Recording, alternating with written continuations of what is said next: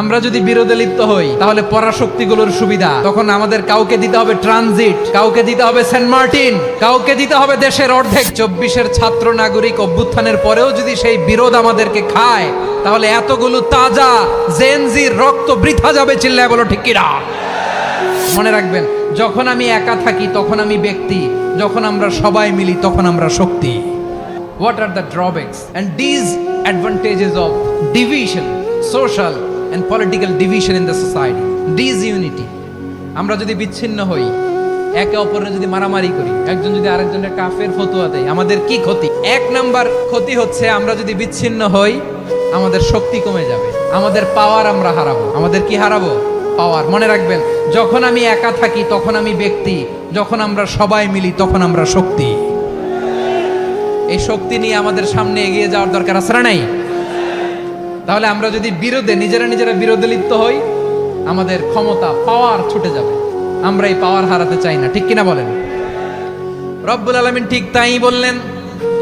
রব্বুল আলামিন বললেন, খবরদার, ওয়াতিউল্লাহ ওয়া রাসূলাহু ওয়া লা তানাযাউ ফাতাফশালু ওয়া তাযহাবা রিহুকুম ওয়াসবিরু ইন্নাল্লাহা মা'আস সাবিরিন। আল্লাহর আনুগত্য করো, নবীর আনুগত্য করো, কিন্তু খবরদার নিজেরা বিরোধে লিপ্ত হয়ো না, নিজেরা মারামারি করো না, তাহলে তোমাদের শক্তি কমায় দিবে কে? ফাতাফশালু, তোমরা সাহস হারাবা, ওয়া তাযহাবা রিহুকুম, তোমাদের শক্তি কমে যাবে, পাওয়ার কমে যাবে। তাহলে আমরা যদি নিজেরা মারামারি করি, আমরা নিজেরা যদি বিচ্ছিন্নতায় লিপ্ত হই, আমরা যদি মতানৈক্য করি, তাহলে আমাদের শক্তি কমে যাবে, ঠিক কিনা? আমরা শক্তি কমাবো। আচ্ছা, ছোট্ট একটা বাঁশের কঞ্চি যদি আপনারা দেয়, পায়ের মধ্যে ধাক্কা দিয়ে ভাঙতে পারবেন না? এরকম বাঁশের কঞ্চি যদি 20টা একসাথে জোড়া লাগায় দেয়, ভাঙতে পারবেন? কথা বোঝে নাই মনে হয়। চিকন একটা বাঁশের কঞ্চি দিলে ভাঙা যাবে না? এরকম চিকনই 20টা বাঁশের কঞ্চি একসাথে লাগাই দিলে ভাঙতে পারবেন? কারণ যখন আমি একা থাকি তখন আমি ব্যক্তি, যখন আমরা সবাই মিলি তখন আমরা শক্তি। আমরা যেন শক্তি না হারাই। আমরা বিরোধে লিপ্ত হলে আমাদের শক্তি কমে যাবে। এই হচ্ছে 1 নম্বর ডিসঅ্যাডভান্টেজ। 2 নম্বর ডিসঅ্যাডভান্টেজ হচ্ছে আমরা নিজেরা বিরোধে লিপ্ত হলে অন্যরা আমাদের মাথায় কাঁঠাল ভেঙে খাইতে সুবিধা হয়। কথা বোঝেন নাই? আমরা যদি বিরোধে লিপ্ত হই তাহলে পরাশক্তিগুলোর সুবিধা তখন আমাদের কাউকে দিতে হবে ট্রানজিট, কাউকে দিতে হবে সেন্ট মার্টিন, কাউকে দিতে হবে দেশের অর্ধেক। চিল্লায় বলো ঠিক কিনা? নিজেদের প্রবলেম সলভ করার ক্যাপাসিটি আমাদের আর থাকবে না। নিজেরা বিরোধে জড়ালে পরাশক্তিগুলো আমাদের মাথায় কাঁঠাল ভেঙে খায়।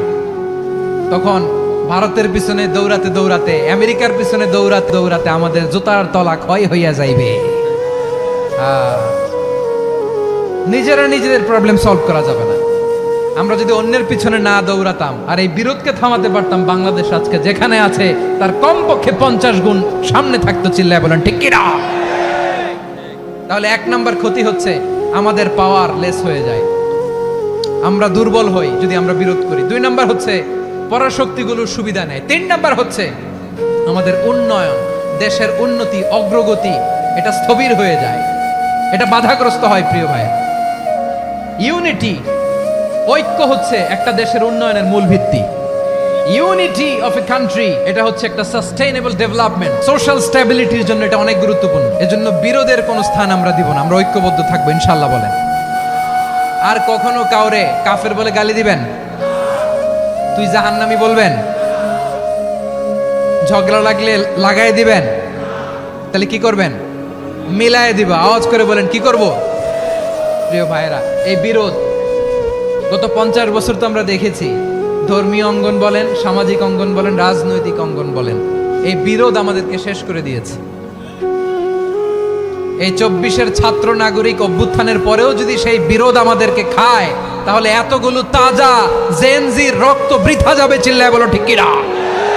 বৃথা যেতে দিতে চাই না, আমরা ঐক্যবদ্ধ থাকতে চাই। রাজি আছেন?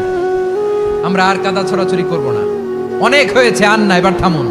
অনেক হয়েছে আন্না।